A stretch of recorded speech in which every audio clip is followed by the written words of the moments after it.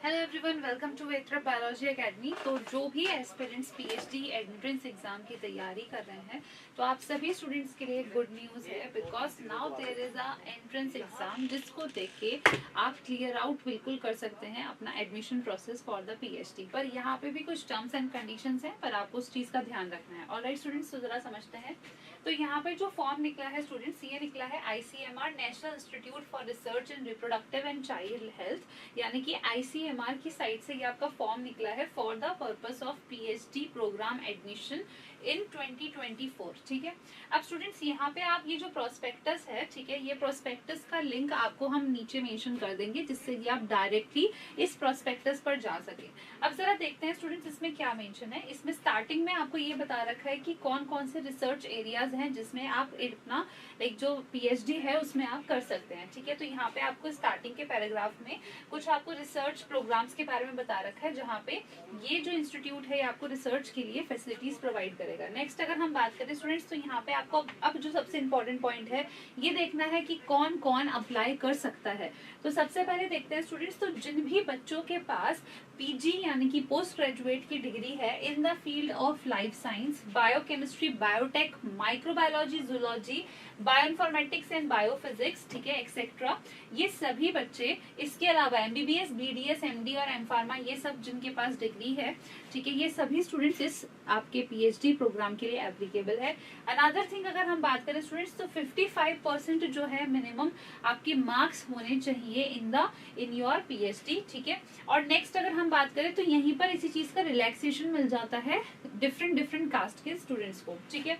अब अगर हम लोग बात करें स्टूडेंट्स, जैसे कि फॉर एन एग्जांपल अगर कोई पर्सन एसटी या फिर पीडब्ल्यूडी कैटेगरी में आता है, तो वहां पे 55 की क्राइटेरिया हटा के 50% कर दी गई है। तो आप ये पूरा का पूरा प्रोस्पेक्टस एक बार अपनी साइड से भी अच्छे से गो थ्रू करेंगे।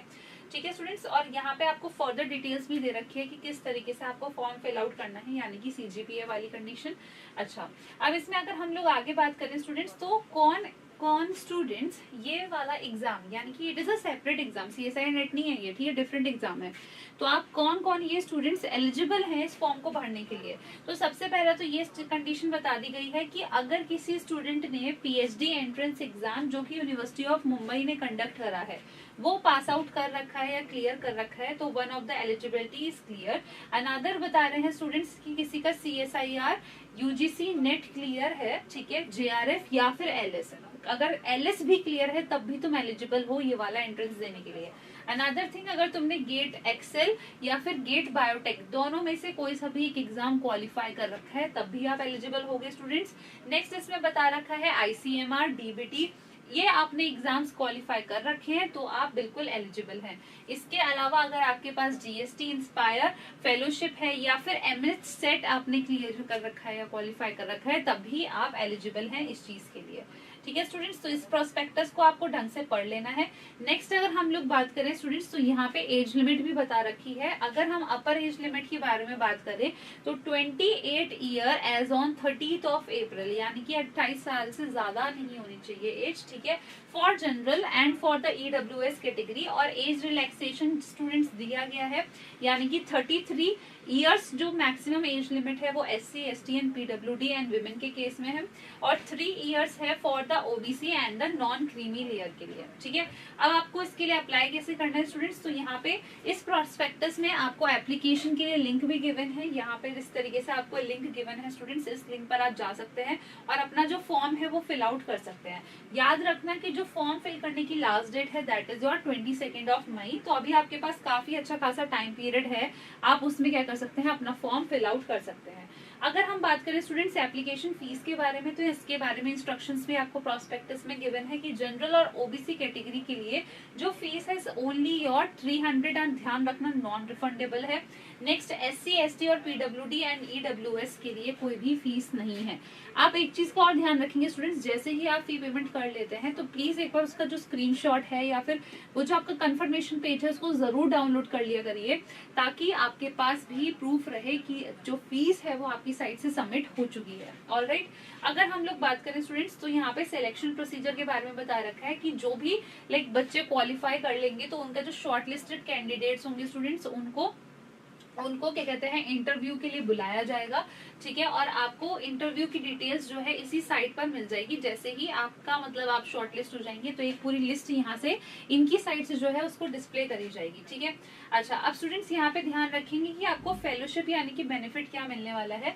तो जो भी सिलेक्टेड कैंडिडेट्स हैं who have passed JRF examination या फिर ये सारे एग्जामिनेशन, उनको जो है फंडिंग मिलेगी एज पर द एजेंसी। और अगर जो नॉन फेलोशिप वाले स्टूडेंट्स हैं, मतलब तुम्हारा JRF नहीं निकला, तुम्हारा सिर्फ LS निकला हुआ है, तो उनको भी स्टूडेंट्स यहाँ पे फेलोशिप इसके थ्रू मिल सकती है। और फेलोशिप का अमाउंट है दैट इज 8,000 पर मंथ, ठीक है।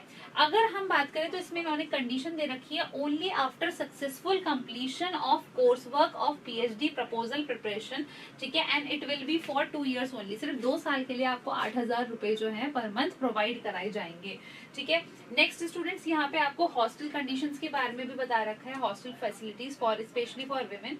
और यहाँ पर आपको शॉर्ट में बता रखा है कि what is the online application की स्टार्ट डेट, तो that is 25th of April, ठीक है। और लास्ट डेट है आपकी 24th of April।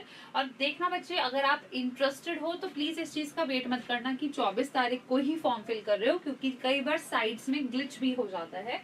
नेक्स्ट अगर हम बात करें स्टूडेंट्स, तो जो आपको पूरी की पूरी लिस्ट जो विजिबल होगी उसकी जो डेट होगी वो आपको काफी सून पता चल जाएगी, और डेट ऑफ इंटरव्यू भी आपको अपडेट कर दिया जाएगा, ठीक है। तो ये प्रोस्पेक्टस जो है आपका स्टूडेंट्स पूरा का पूरा आपको इसकी वेबसाइट की जो लिंक है वो हम आपको अपने चैनल के नीचे यानी कि डिस्क्रिप्शन बॉक्स में आपको प्रोवाइड कर दी जाएगी। तो आप जो भी स्टूडेंट्स इंटरेस्टेड हैं, ठीक है, यानी कि PhD करना चाहते हैं but due to some reasons they are not qualified, they haven't able to qualify the exam of your CSI NET JRF या फिर कोई सा भी फेलोशिप वाला एग्जाम उनका क्वालिफाई नहीं हुआ है, तो आपके पास एक बहुत अच्छी अपॉर्चुनिटी है कि आप ये वाला एग्जाम अपना क्वालिफाई कर लें। और यहाँ पे fellowship that is of ₹8,000 per month आपको ये जो फेलोशिप है ये प्रोवाइड हो जाएगी।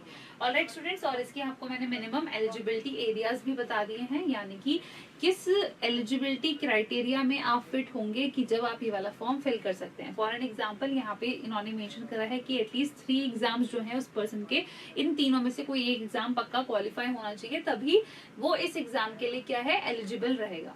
ऑलराइट स्टूडेंट्स, तो आई होप आप सभी को स्टूडेंट्स को ये वाली जो इन्फॉर्मेशन है बहुत ज्यादा बेनिफिशियल रही होगी। तो इसी तरीके की अपडेटेड इन्फॉर्मेशन के लिए आप सभी स्टूडेंट्स को फॉलो करना है biology academy channel. Alright students, thank you so much.